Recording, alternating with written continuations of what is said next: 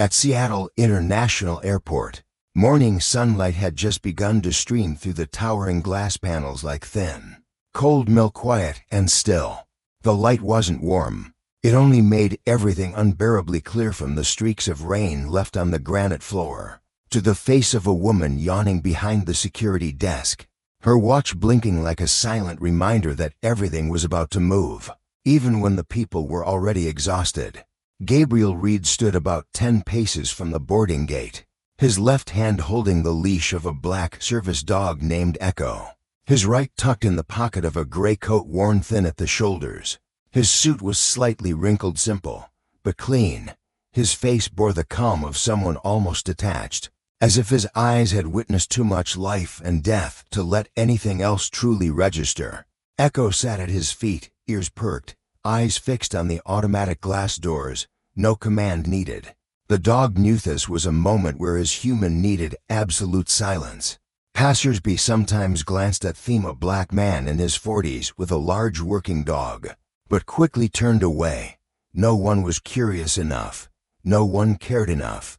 A young woman with long auburn hair stepped out of the women's restroom in Concourse Eleanor Reed, 23, a gray hoodie printed with the Northwestern logo, a backpack slung over one shoulder. She saw her father from a distance, but didn't approach.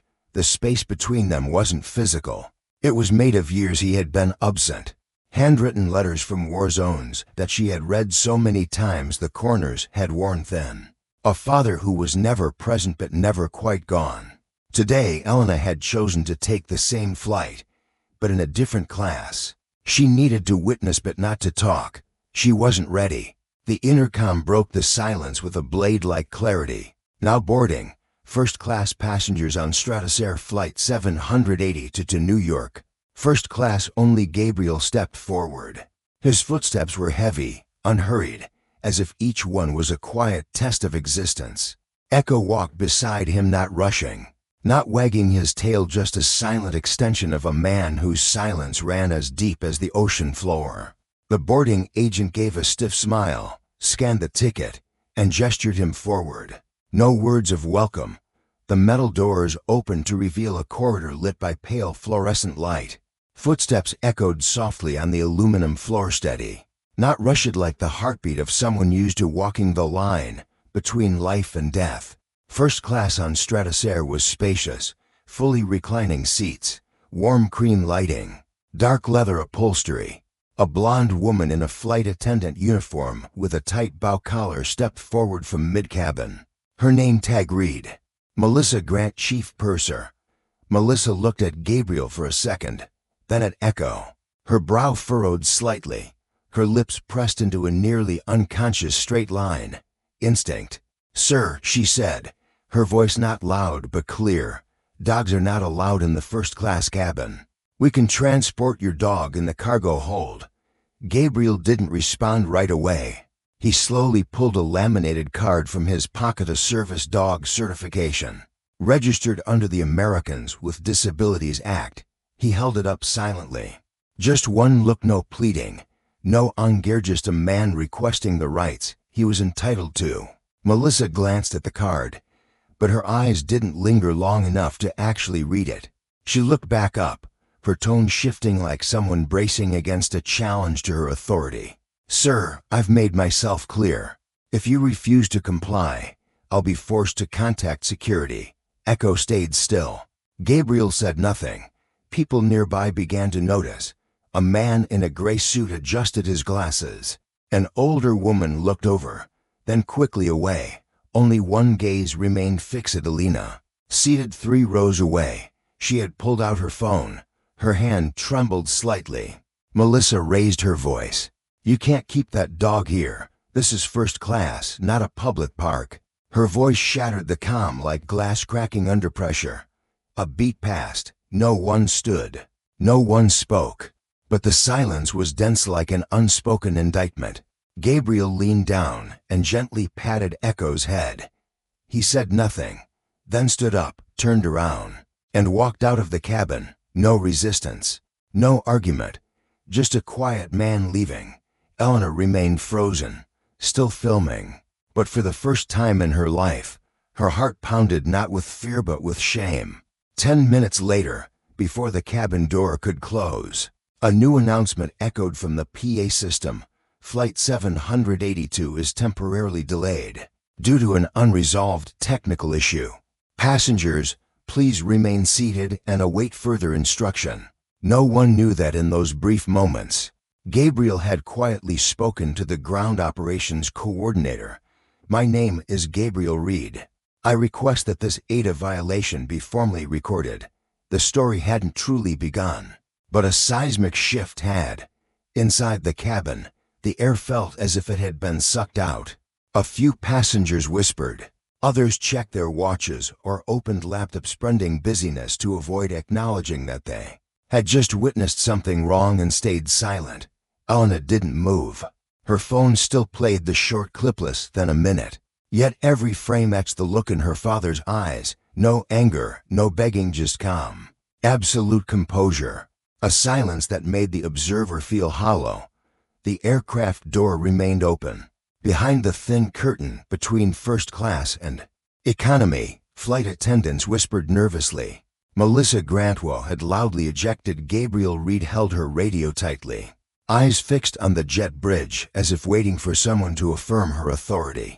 But no one came, no security, no supervisor. Only the soft rhythm of footsteps from the glass hallway, and Melissa knew from that sound alone that this wouldn't go the way she expected. A man in a dark suit, no badge, appeared at the cabin entrance with a ground staff member. He didn't address the passenger. Shinley whispered a few words to Melissa.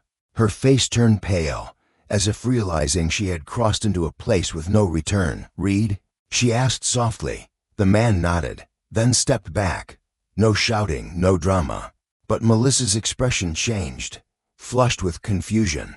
For the first time that morning, she no longer looked at the passengers. Elena knew this moment was more valuable than any lecture she'd ever attended. Not because her father was important, but because the truth was playing out right in front of her. Power is just a shadow, and when real light shines, the shadow dissolves in silence. She saved the video, slid her phone into her bag, and pulled out a crumpled notebook, recycled paper. Frayed corners. She wrote a single line, hand trembling but clear. Justice doesn't begin with accusation. It begins with silence interrupted by a gaze that refuses to yield. While the first-class cabin felt strangely subdued, Gabriel was seated outside in the waiting area on a long metal bench. Echo curled at his feet. He didn't make calls or explain. He simply waited. The staffer returned with a printed document, temporary confirmation of an ADA violation concerning a service dog. Gabriel signed. Wordless, Echo lifted his head and gently nudged his hand, as if to say, "We're still here," and they were. This time, the system couldn't ignore them. On social media, Elena's video began to spread. No music, no effects, just footage of a black man being escorted from first class with his service dog, and a stiff voice saying, "This isn't a park." Over 40,000 views in under an hour. When a veteran account with 2 million followers reposted it with the caption, "I know this man. He once saved an entire platoon in Maria." Silence doesn't mean inferiority. The internet erupted. Melissa was asked to step off the flight. Another attendant replaced her as chief purser. There was no PA announcement, but the passengers noticed. They exchanged glances, nods. They understood something had happened to Dan, something was being made right. An older passenger stood and walked to Elena. Quietly, he said, "I don't know who that man is, but I'm ashamed I didn't speak up. Thank you for filming." Elena didn't reply. She simply nodded. Turning toward the window, the light had changed. No longer cold white, no, a soft gold of late morning, as if the sun itself had witnessed something being put back in place. In Stratosair's emergency operations room on the airport's 3rd floor, 4 senior executives watched the video. One of them asked, "Who is he?" The answer silenced the room. Gabriel Reed, former Delta Force commander, 3 deployments in the Middle East, Medal of Honor. Mediaverse, low profile, but his name is in the Department of Defense archives. And he just signed an ADA violation statement. No one spoke further. In a world where visuals carry the weight of law, what happened this morning was no longer a procedural hiccup. It was a moral earthquake, and at the epicenter stood a quiet man.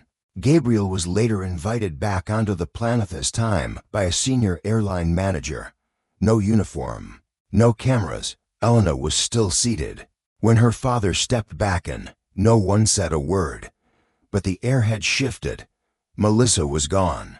And Echo, wearing his veteran badge, walked steadily beside him, proof that the truth doesn't need to be shouted to be heard.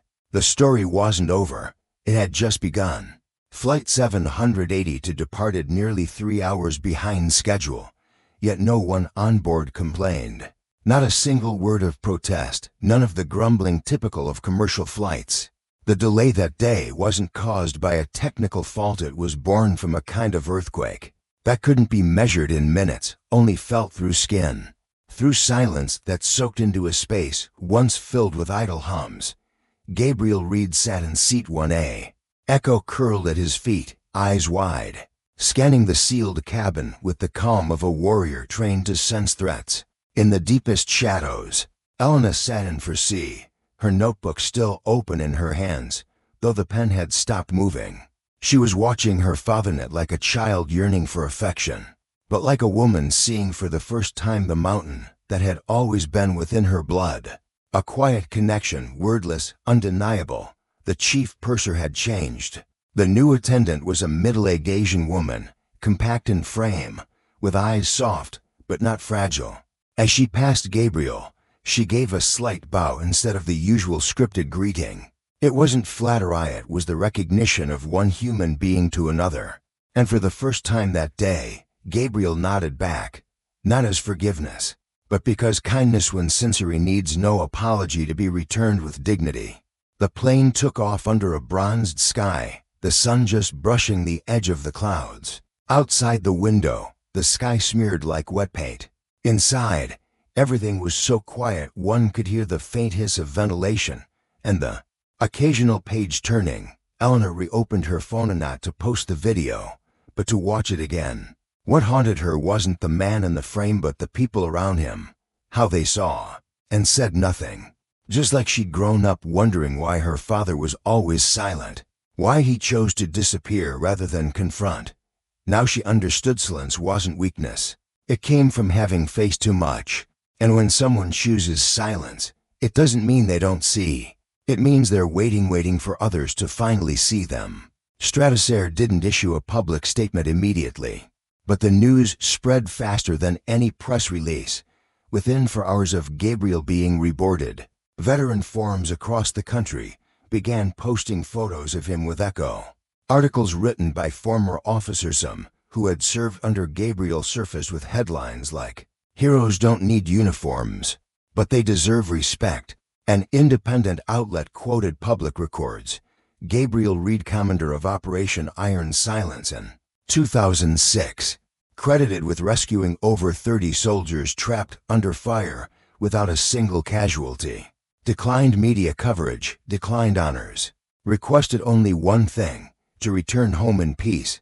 And now, this man had been ejected from first class for bringing Echo, the only being that helped him survive the nights without sleep. At 30,000 feet, Gabriel sat still, eyes closed, back against the seat. But his mind wasn't there. It drifted back to distant lands where blood mixed with sand, and fire blurred with the scent of burning skin. Echo wasn't just a dog. He was the one who understood when Gabriel couldn't name the nightmare. The one who stayed when Gabriel went silent for 3 days. The only eyes that didn't judge when he collapsed to the floor in the middle of the night, drenched in sweat, fists clenching an imaginary weapon. Elena knew not from stories, but from the jagged fragments of their life. Like the night of her 17th birthday when she called her father, and heard only rapid breathing. Then the line went dead. Her mother had said one thing, "Your father is still at war," in his mind. And today, sitting just 3 rows behind, she realized that war wasn't history. It was here, smoldering, waiting to ignite. A white girl, maybe 8 years old, wandered up from the back holding a coloring book and marker. She stopped before Echo, wide-eyed. What a pretty dog. Her mother reached to pull her back, but Gabriel opened his eyes, lifted a hand slightly, and nodded. Echo crept forward and lay flat, staring calmly at the girl as if awaiting orders.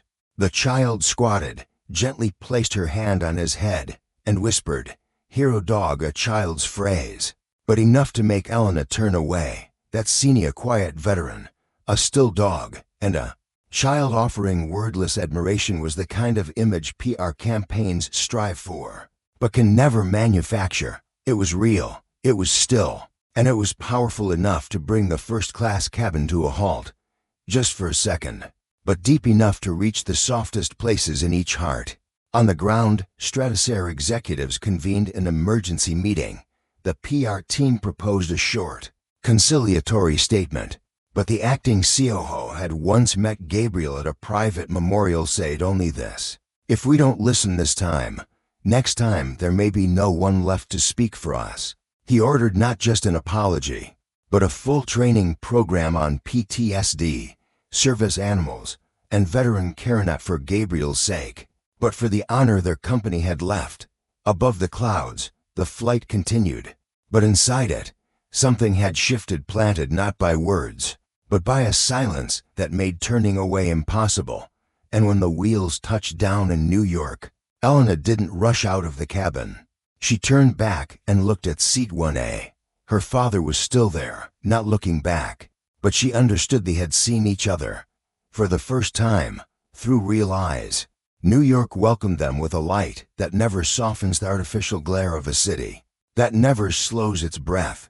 But even in chaos, Gabriel's pace remained constant, every movement precise, deliberate, like a soldier still counting each step. Echo walked at his side without a leash.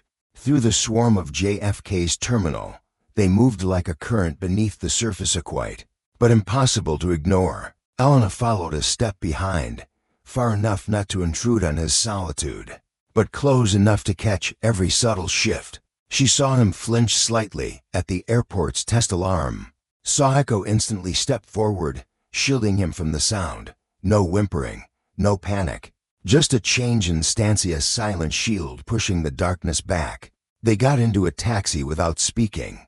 The car rolled past concrete giants, past billboards larger than most people's dreams. Elena looked out the window.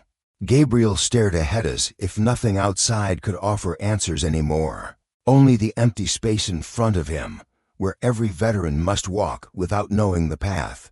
The taxi stopped at a boutique hotel in West Manhattan, not luxurious, not busy. Elena had booked it in advance. The front desk clerk recognized Echo at once, not by sight, but by the tag on his collar, U.S. Veteran Companion, PTSD certified. The clerk stiffened, then bowed his head in respect as if standing before a living monument. Gabriel gave a slight nod. No smile, no words. In the 8th-floor room, dim light washed over dark wood floors. Elena set down her backpack and sat near the window. Gabriel walked to the bed, removed his shoes, and sat without turning on the light. Echo curled under the bed, eyes open, unmoving. The world, in that moment, seemed compressed into a tight silence, in it from sadness, but from long familiarity with unspoken memory. "Elena." His voice was dry, low, as if rising not from his throat, but from somewhere buried deep in time. She didn't turn. "Yes. Why were you on that flight?" She didn't answer immediately. She let the space stretch, let the old hum of the air conditioner fill the room like the breath of a soul, learning to exist again. "I came because I wanted to understand you." Her voice was steady. "Not to forgive, but to know why you chose to disappear from your own life." Gabriel didn't move. He didn't sigh, didn't turn away. He simply sat still, as if life inside him had pooled elsewhere, in memory. "Elena," he said, "I didn't disappear. I just didn't want you to see the parts of me I still can't accept." A cold draft slipped through the window crack. Late spring in New York, the season of in-betweens, where no one knows what to wear or how close is too close to hurt someone. Elena stood, walked to the desk, She opened her laptop and began to type it out of urgency. But because she knew her father could only begin talking when surrounded by non-threatening sounds, the tap of keys, the hum of light, the focus that doesn't confront. "Tomorrow night," she said, "I'm interviewing a group of veterans for my thesis.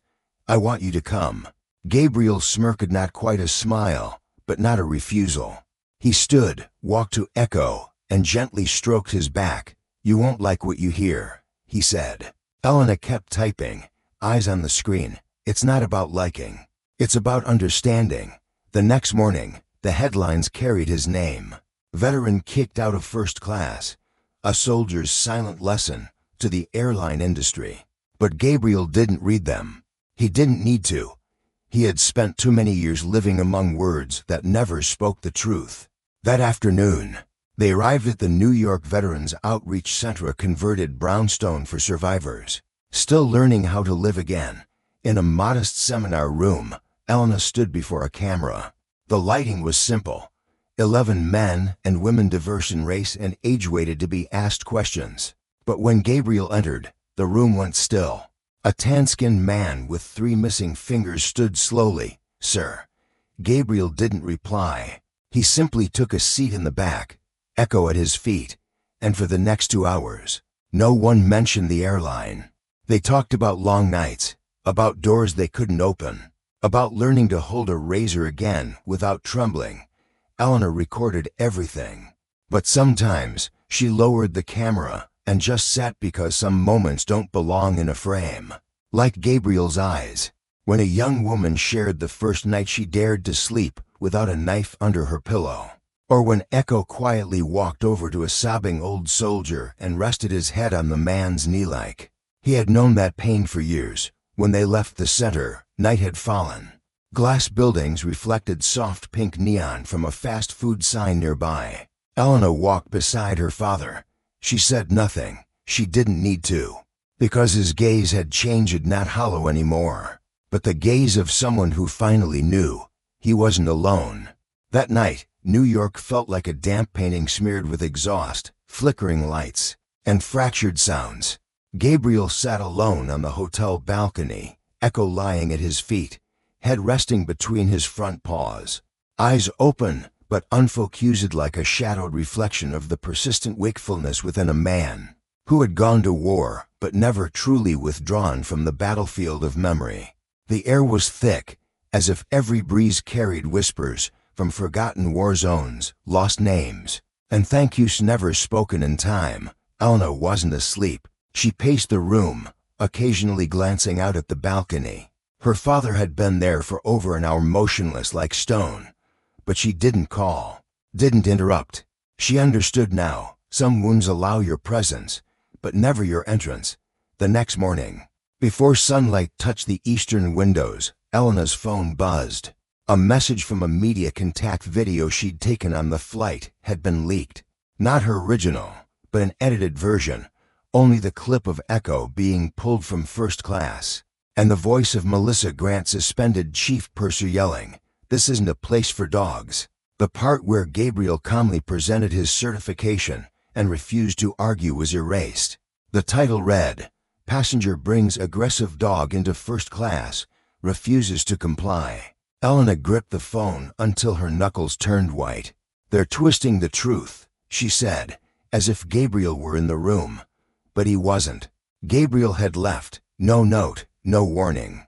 Only Echo remained, still lying by the bed, as if awaiting an unissued order to leave post. Elena dropped to the floor, wrapped her arms around Echo's neck, and whispered, "Where is he?" But Echo didn't answer. He simply blinked and looked toward the dorslet, like the man who had taught him how to endure. By 9 a.m., the headlines had flipped. Stratosphere responds. Passenger violated safety protocols. Right-wing forums piled on, accusing Gabriel of using his military past to claim privileges. Articles dripped with contempt. Being a veteran doesn't mean you're above the law. Everyone's PTSD these days. Worse, someone leaked Gabriel's former home address. Captioned, "The anonymous hero can't hide forever." Elena panicked. She called her mother, who had long since severed contact with Gabriel, but maintained a quiet respect. "I can't find Dad," Elena said. "They're smearing him." The woman on the other end answered simply, "You know where he'd go." The old building in Brooklyn had once been a covert Delta Force training site, where men like Gabriel learned everything: infiltration, survival, retreat, and silence. Now, it was a community art center, where veterans gathered to make pottery, fix cameras, or simply sit together in peace, without being asked, "How many people did you kill?" Gabriel sat in a dim room, a shaft of light from the high window cutting across his left shoulder like a scar. Before him was a lump of unshaped clay. He didn't mold it, he just pressed it slowly, steadily trying to pour into it every jagged piece of what he couldn't say. A bald man with a long scar running down his jaw sat beside him, silent for half an hour. Then, without turning, he asked, "They coming after you again?" Gabriel didn't answer, but his hands stopped. The clay crumbled. "We survived the war," the man continued, only to be killed slowly by silence. The words didn't echo, but they fell into Gabriel like a heavy stone dropped into a dry well-known splash. But everything trembled. Elena found him that afternoon standing outside the high street subway station, where there were no cameras, no flash, just the scent of iron, sweat, and something aged that didn't belong to the digital world. She said nothing, just stood beside him. And as the train roared past and white light streaked across his face, she saw something she hadn't dared acknowledge before. He was tired, not from the attacks but from having to hold himself upright for so long. "They can't erase what happened," Elena said later, sitting with him in a small cafe, Echo lying beneath the table. Gabriel looked at her. His eyes weren't cold anymore, they were exhausted, every wall cracked. "What do you think victory is?" he asked. Elena took a breath. "It's standing up when people want you to kneel, making truth unforgettable, letting a choned Yao board the next flight without carrying a label someone else chose for you." Gabriel was silent.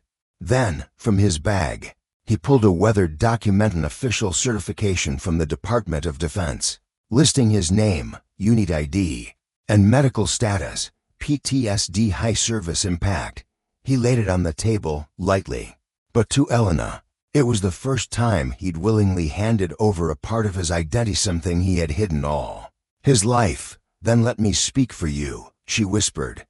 Gabriel didn't nod, but he didn't object, and that alone meant the silence had been broken with a shout, but with quiet consent. 3 days later, Elena's original video was published on the official channel of a veterans organization. No music, no filters, just natural light, a steady voice, and uncut truth. Within 8 hours, the video hit 1 million views.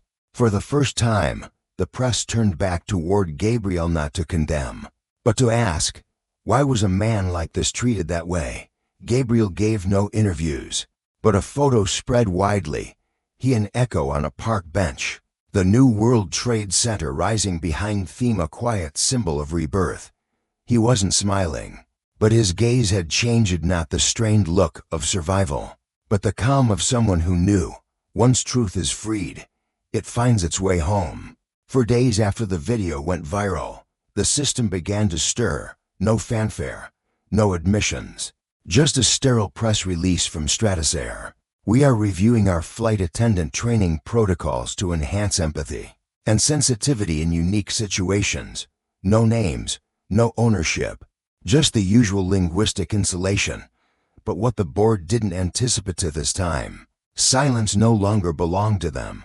On veterans forums, thousands of comments poured in. Soldiers who had held rifles in Afghan valleys, medics who stitched limbs in Iraq, unsung warriors the media never mentioned. They spoke of Gabriel not needing his full name.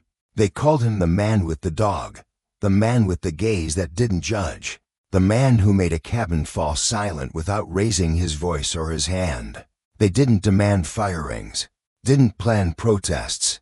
They just told their stories, being asked to remove prosthetics at TSA checkpoints, being denied boarding for stammered speech caused by trauma, being seated near the toilets because they didn't look first class. Among their words, One line repeated most. I never felt seen until I saw him walk down that aisle with that dog. Elena didn't tell her father about the movement. She knew he didn't need to know. Not because he didn't care, but because he had stopped believing in public opinion long ago. To Gabriel, the world moved slowly. Right took years to be recognized, if at all. But even in that slowness, something else was forming. One morning, Elena sat in her usual cafe, working on her thesis. A disheveled man in a wrinkled shirt approached, dark circles under his eyes.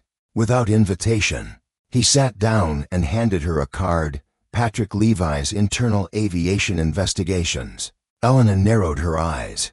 I don't need the media. Not the media. He pulled out an unmarked manila envelope. I've watched this industry for 13 years. I thought I'd seen every manipulation. But your father's case showed me there's still rot we haven't dug up. She didn't take the envelope at first, but when he left it behind, curiosity won. Inside was a copy of an internal Stratosphere report.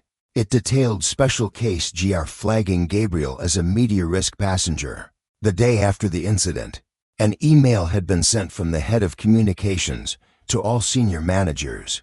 Do not engage with media. Maintain narrative. Passenger violated safety protocol. Do not admit crew misconduct. Elena froze. Not because she hadn't suspected distortion, but because now it was no longer speculation. It was structured, signed off, institutional. She printed it out, placed it in another envelope, and returned to the hotel.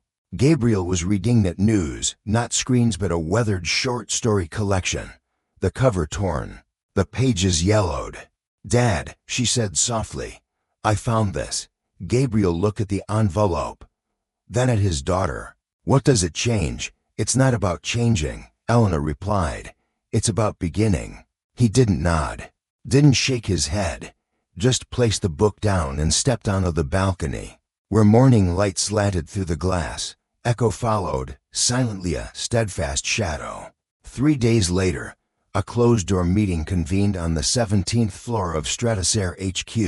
The communications director, head of HR, legal counsel, all present. Projected on the screen was a headline from a front-page expose. Delta veteran from Stratosphere denies truth.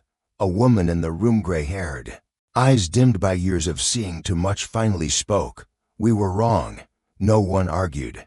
Not because they understood, but because the wave of public outrage was now reaching veteran organizations, PTSD advocacy groups, even government funders. Airlines can weather storms, but not survive being labeled inhuman. Gabriel never received a formal apology, at least not publicly. But one afternoon, Elena got an email from an unnamed address. We'd like to meet with Mr. Reed, not to justify, but to listen. All regional CEOs will attend. If he agrees, please suggest a time. She forwarded it to her father. He read it, silently, then deleted it. She didn't protest. She understood. Sometimes, forgiveness doesn't come from sitting at a negotiation table. It comes from denying them the privilege of defining your silence. A week later, a photo went viral. A quiet gate area at Boston International was renamed Echo Zone. No ribbon cutting, no plaque, just a serene space with soft lighting and long benches for veterans and their service dogs. Designed based on a proposal from a student journalism group led by Elena Reed. She didn't appear on camera. Instead, she sent an article to Veterans Voice magazine. In it, she wrote, I saw my father choose silence in it out of fear, but because he believed truth doesn't need a script. It only needs someone to carry it long enough, no matter how many with power try to twist it. Gabriel never responded, but that night, he stood atop the hotel roof. The city lights, stretching like a golden ocean in stillness, echo beside him, the wind tugging at his coat. And in that moment, Elena stepped out beside him, saying nothing, just standing there, to people. One dog, in a city that had once turned away, no learning, slowly, how to listen. That morning, Boston greeted the day beneath a thin veil of mist like tissue paper laid across damp asphalt. The city hadn't fully awakened. Light filtered through the trees, scattering into soft, tangled beams between windshields and leaves, as if even time itself were hesitant to begin. Gabriel left the hotel without telling Elena. He didn't say where he was going, didn't bring his phone in. The Echo walked beside him, quiet, his steps in sync like an extension of the man himself. Gabriel wore a dark knit cap, a brown coat frayed at the hem, hands in his pockets, a figure that would seem entirely ordinary in the city, if not for his eyes. Those eyes didn't merely observe, they read every corner, every pane of glass, every passerby, as if they carried pieces of something he had once known. The 19-story building at the corner of Ashby Street was the headquarters of PR Solutions, a strategic media firm responsible for directing countless public opinion campaigns, including the ones surrounding Stratosphere. Gabriel stood in front of the glass doors, looking in.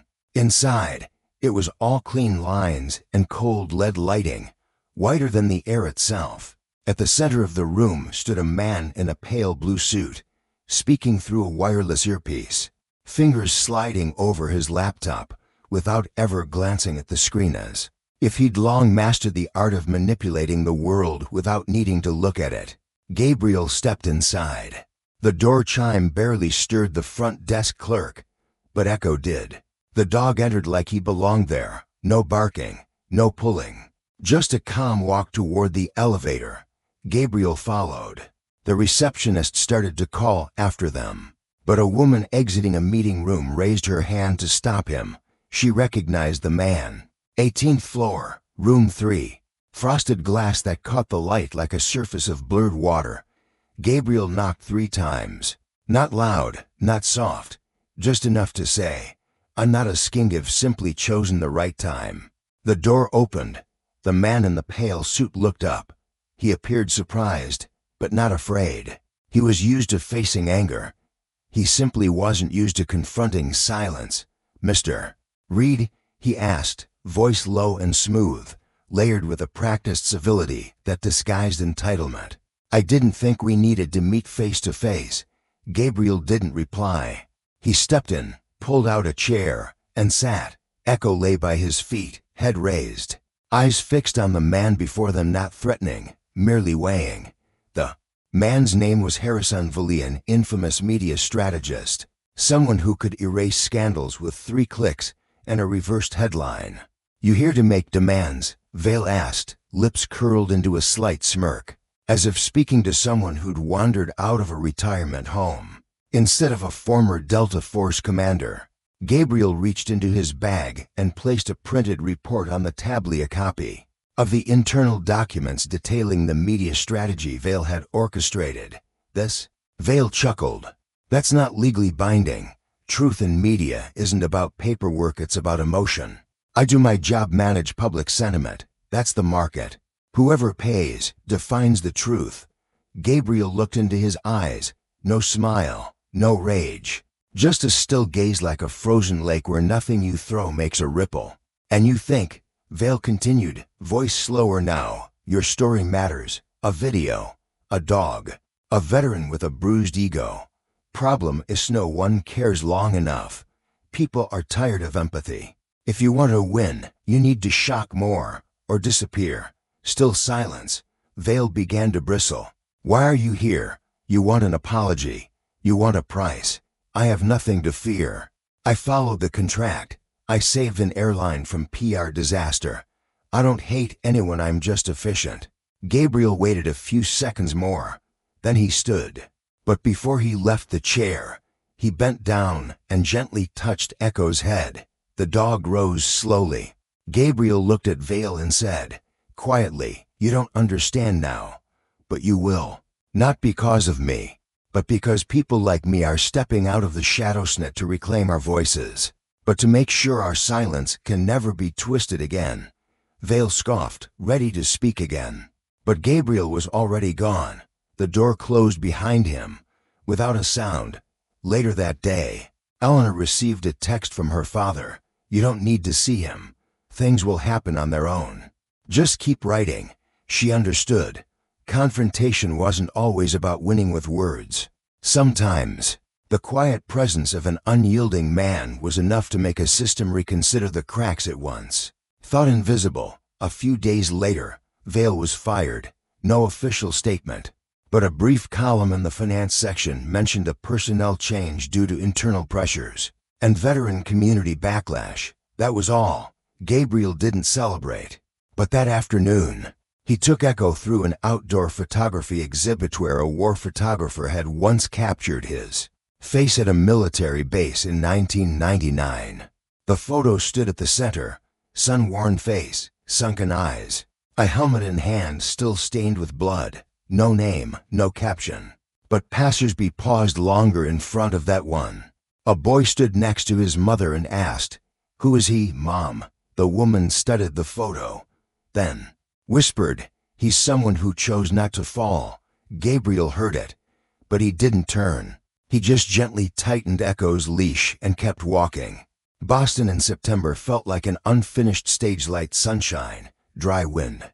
Early yellow leaves scattered across sidewalks as if time was rehearsing every hue before the real season began. In a public library in South Boston, Eleanor Reed flipped through source materials for her next article. After her father's confrontation with Harrison Vale, something still felt unresolved. Not because Vale had been fired, but because it was too quiet. And quiet wasn't the sound of closure, it was the sound of someone preparing to step forward.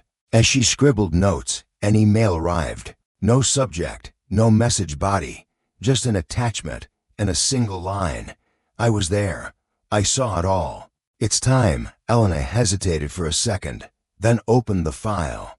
A video appeared not long, just 40 seconds, shot on a phone. The scene wasn't in any clip that had gone viral. It showed the back of the business class cabin, where two flight attendants were talking, unaware they were being filmed. One of them was Melissa Grant, the other, a senior crew member. "He's got papers for the dog, but he just looks mean," Grant whispered, her voice clear despite the hush. "And come on, look at him. Some old black guy with a service dog. Already a headache. Maybe if I push it, he'll just walk off." "You sure?" the other replied, hesitant.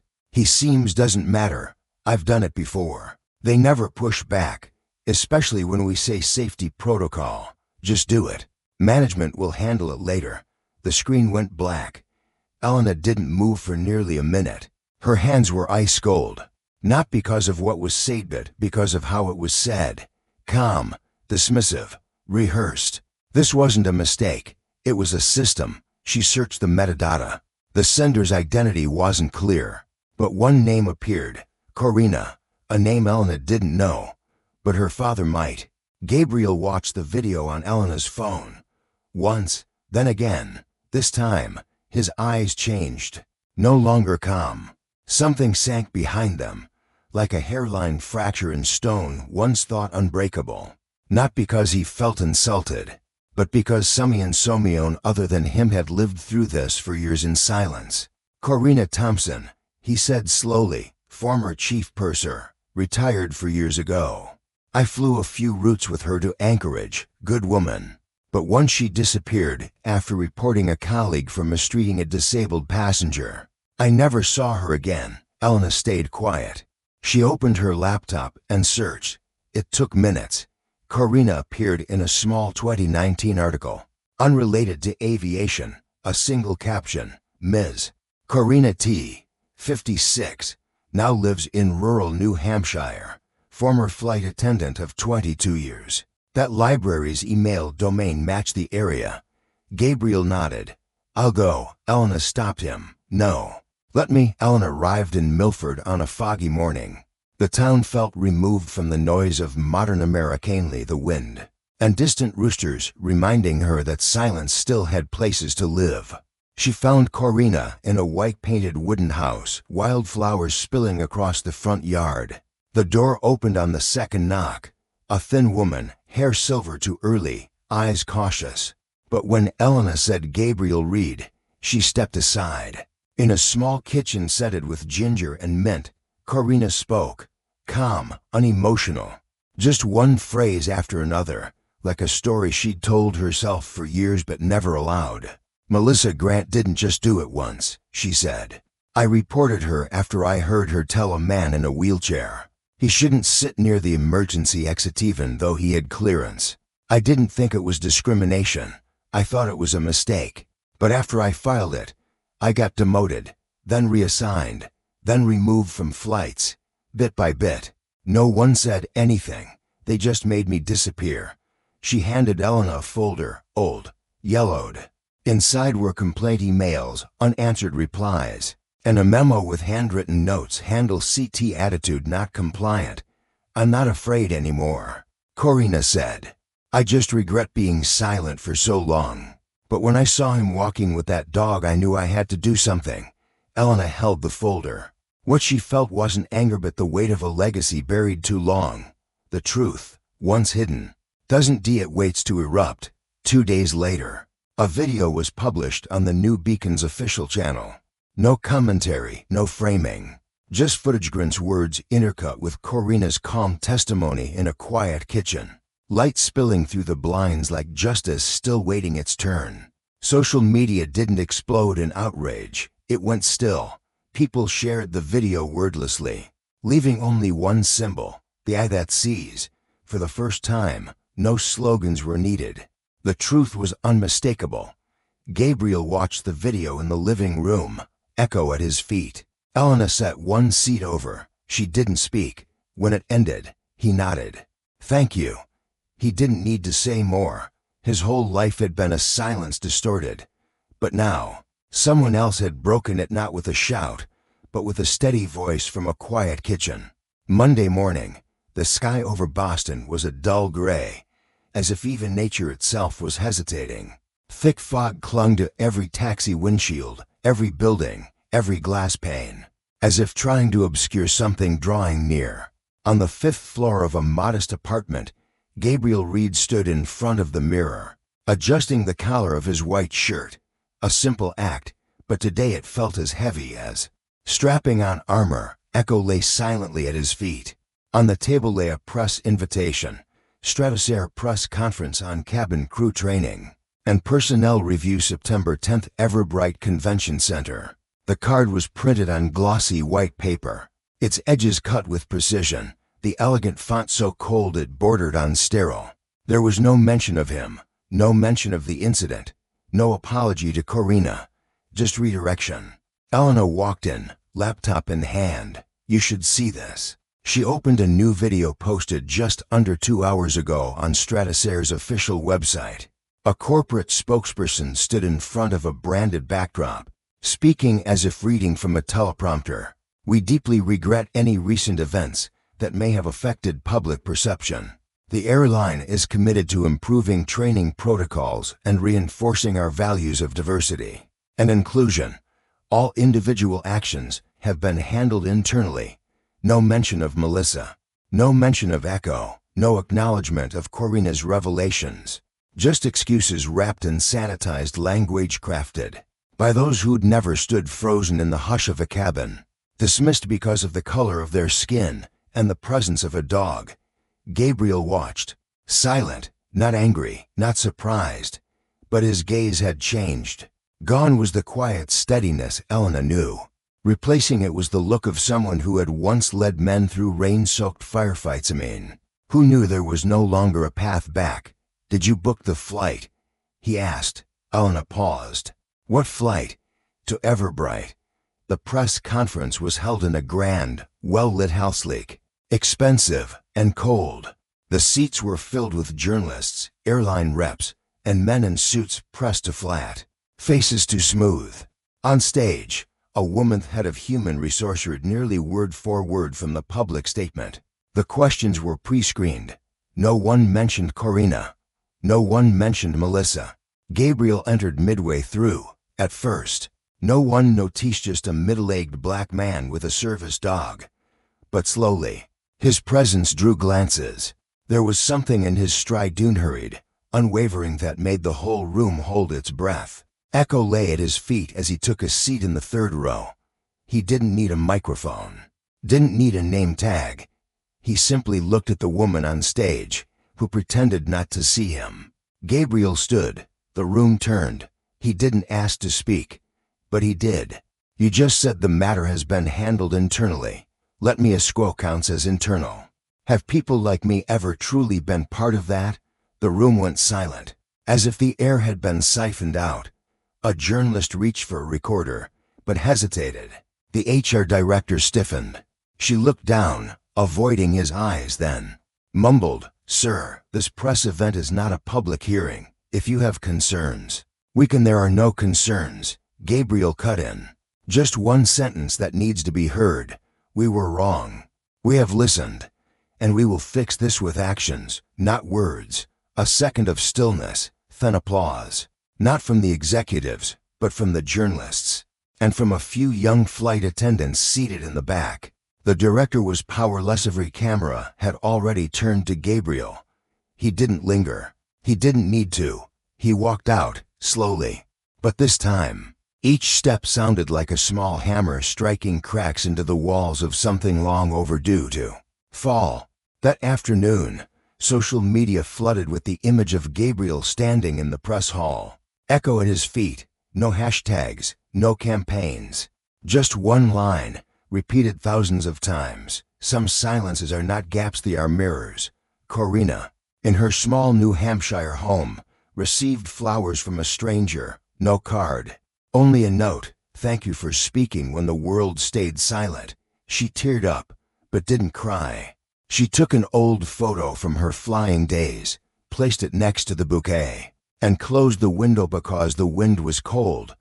But her heart, for the first time in years, felt warm. Melissa Grant was suspended without pay, but unexpectedly. 3 other flight attendants submitted internal letters confirming what they had witnessed. One was a new hire less than a year on the job. It wrote, "I can't keep flying if this stays buried." Stratosair now faced its greatest pressure in a decade. Veteran organizations, disability rights advocates, and independent journalists demanded an external investigation. That night, in his small apartment, Gabriel sat by the window. The light was warm, the wind soft. He didn't turn on the TV. Just let an old jazz tune hum from the radio, a sound without words, but full of meaning. Elena brewed tea, set it down. She didn't speak, neither did he. But in that silence, they both understood. No one steps into the light alone. There are always hands, eyes, and stories, sometimes buried too long waiting for the right moment to rise. Not as accusations, but as a heartbeat. 6 weeks after the ever-bright conference, the northeastern sky was startlingly blue. After weeks of media storms, lawsuits, internal audits, and executive resignations, Stratosair issued its final announcement, the Retrain and Restore Initiative, sweeping cabin crew reform program, co-developed with veterans groups, disability advocates, and social justice organizers. There was no public apology sent to Gabriel, but a private email arrived from the new CEO. "We know we can't turn back time, but we hope to begin again with real action." Attached was an invitation, Flight 771, Boston to Seattle, the first of a new series of tribute flights with one seat intentionally left empty. In honor of the silence that was never acknowledged, Gabriel didn't reply right away. He read it, closed the laptop, stepped onto the balcony. Echo followed quietly. Overhead, a long, pale cloud split the sky in two. Some things can never return to what they were, but some things only begin once they've been broken. 3 days later, he said yes. The morning of the flight, Boston Logan's terminal was quieter than usual. No press, no podium. Just a few staff members standing respectfully at a distance. Inside the aircraft, the first seat on the left 1A was draped in a white cloth with silver embroidery, reserved for what was once silenced. The seat beside it was Gabriel's. As he boarded, the chief purser bowed her head. She didn't speak, just pressed her hand gently over her heart, a simple gesture, full of respect. Echo walked beside him, still and steady. A young woman in seat 1C, likely just past 20, looked up. A journalism student. "I wrote the article. This isn't just one man's story," she said. Gabriel nodded it as confirmation, but as gratitude. The plane took off at 9:12 a.m. The sky was clear, as if the world itself exhaled. Once at cruising altitude, the intercom clicked it for safety announcements, not for promotions. A soft, steady voice came through. Today, Stratosphere offers a moment of silence for all who have ever been misunderstood, overlooked, or denied the seat they deserved. We will not read names, because justice doesn't need a nameplate. We are here to listen. No applause, no reaction. The cabin hung between clouds, wrapped in complete, full silence, not tense, not resistant, just a late but sensory acknowledgement. Gabriel closed his eyes, his hand rested on Echo's back, and in that fleeting moment not measurable by clocks, no longer had to brace, no longer had to appear strong, no longer had to be the symbol. He was simply a father, a veteran, a man in the seat he had always deserved. When the plane landed in Seattle, a small group waited not to greet, but to witness. Among them were reps from veterans groups, disability rights advocates, and an elderly woman, Corrina Thompson. She said nothing, just placed a hand on Gabriel's shoulder as he passed, as if returning a piece of memory once forced into silence. There was no speech, no medal. But 2 weeks later, a new lounge opened at Seattle Airport, named the Echo Room, a space for veterans, passengers needing assistance, and those who had once been excluded from the conversation. On the wall hung a black and white photo, a man seated by a plane window, light pouring in, his hand resting on a dog's head. No name, no caption, just a Kazequiet, deep, and enough for the viewer to understand. Elena stayed in Boston. She kept writing but didn't chase headlines. Instead, she launched a digital archive called Whispers Before Justice, a repository of testimonies, stories, images, and footage from those who had faced injustice in flights, terminals, and security lines. She never put her father's name on the home page, but in the project's introduction, she wrote one line: "I am not telling the story of a hero. I'm recording the silence of those too tired to scream." She received hundreds of emails from strangers. An Arab woman forced off a flight for wearing a hijab. A disabled boy denied entry to first class. A brown-skinned father asked for his child's birth certificate at the check-in counter. They didn't want fame. They just wanted a place to deposit a piece of the truth. In the end, Gabriel accepted no awards from Stratosphere. He declined every offer to serve as honorary advisor, media ambassador, or public spokesperson. When asked why, he simply said, "I'm not here to fix them. I just reminded them how to act right. That's their job, not mine." He spent most of his remaining time visiting service dog training schools, speaking with young veterans learning how to live again. One afternoon, as he stood on a training field, a young soldier asked, "How do you know you weren't left behind?" Gabriel looked at the boy, then at Echo, lifting his head into the wind, and softly replied, "Because I never waited for someone to come back. I kept walking."